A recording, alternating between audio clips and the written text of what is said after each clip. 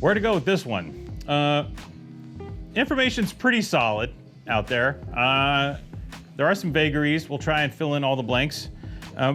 What I can tell you is this is an incredibly pedigreed bottle of Chardonnay that more likely than not has an amazing connection to one of the greatest winemakers in Burgundy. So, I mean, for sure there's a connection. Let's get that out of the way first. Anne Ramonet, whose family runs this property, Domaine de la Tour Penet, was once married to Jean-Claude Ramonet at Domaine Ramonet. Together, they produced many fine, exquisite, beautiful wines. Everybody knows Domaine Ramonet, complete unicorn type stuff. Now, Domaine Ramonet made a Macon Péronne, and Domaine de la Tour Penet, which is Anne's family's property, also made a Macon Péronne. Rumor has it they were the exact same wine, just, you know, two different labels, right? Because the property, it was technically Domaine because Anne was married to Jean-Claude, so she owned the vineyard, so it was definitely part of the Ramonet domain, right? But then also the family made their own wine, which for a number of years was actually imported by Peter Vignes. I don't know what happened with all that. Regardless, I did get a phone call from my agent in Beaune one day, and he was like, bro, have I got the deal for you? And I'm like, pray tell.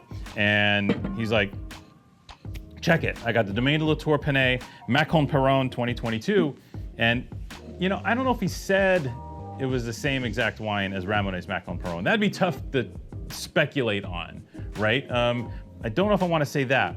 But what we do know is this is the same property, the same vineyards, and the same winemaking mantra, at the very least, that goes into making the Ramonet Macon Péronne at over twice the price. Ramonet's Macon Péronne, I've only seen a couple offerings on in America at $70 to $80 a bottle, as well as it should be. Ramonet's like one of the best, right? Like Ravenot, like Coche, you know, Ramonet's in that hollowed pantheon of great white Burgundy producers. So we have the Tour Penet Macon Péronne. It doesn't say Vieilles on it, but the vines here are probably 60 to 80 years old, if memory serves. Super old vines from one of the most exciting areas in Burgundy right now. Macon is off the hook right now, and we're entering this wonderful window of opportunity with these wines, where the prices have not caught up to the quality yet, and we hope they don't, because if the prices catch up to the quality of the Macon, then for white Burgundy Chardonnay, we're like totally screwed. There won't be anything for any of us normal people to drink anymore. Because right now the wines in the Maconnais are they're out kicking their coverage price-wise. You know, so we're tasting wines that can butt heads with $50, $60 wines that are selling for $25, $30, etc. There was a reason for that, because in the past the wines weren't as good. There wasn't as much investment. It was a more bulk area. They did a lot of, you know, larger volume wines, cooperative wines. Everybody knows about, like, you know, Jadot, Macon Village, and this sort of deal.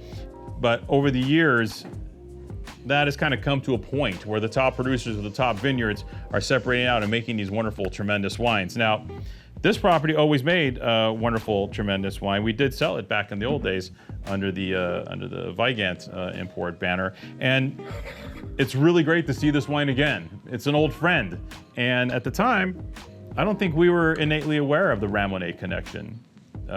We just knew it as a kick-tail bottle of Chardonnay from really old vines, and now, coming into it, it's pretty good. Little less of the, what I would consider like that Ramonet kind of signature reductive quality in the wine.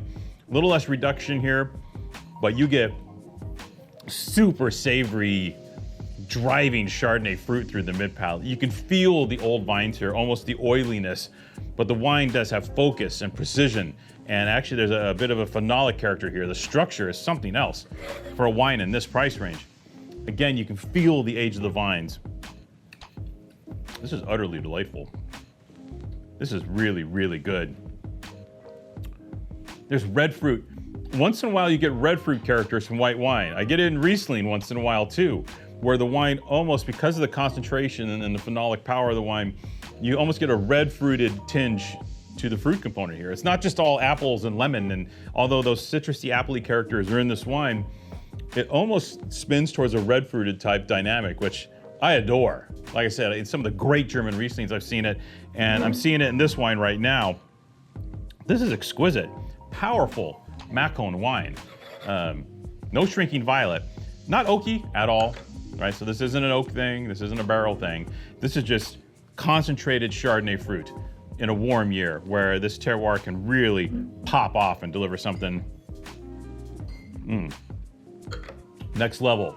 Well, at the very least, we know how they know how to make it in the Ramonet style. We don't know if it's the same wine as Ramonet's Macon Péronne or not. Tough to say. Could it be? Sure. This wine's at that quality level. Absolutely. But unless I have the two wines with the label right next to each other, I can't exactly 100% speculate. What I can tell you is this is one of the greatest bottles of Chardonnay under 30 bucks I've tasted in quite some time. This is really exquisite stuff. And if it is Ramonet's gear at half the price, so be it. We know there is a Ramonet involved. Enjoy.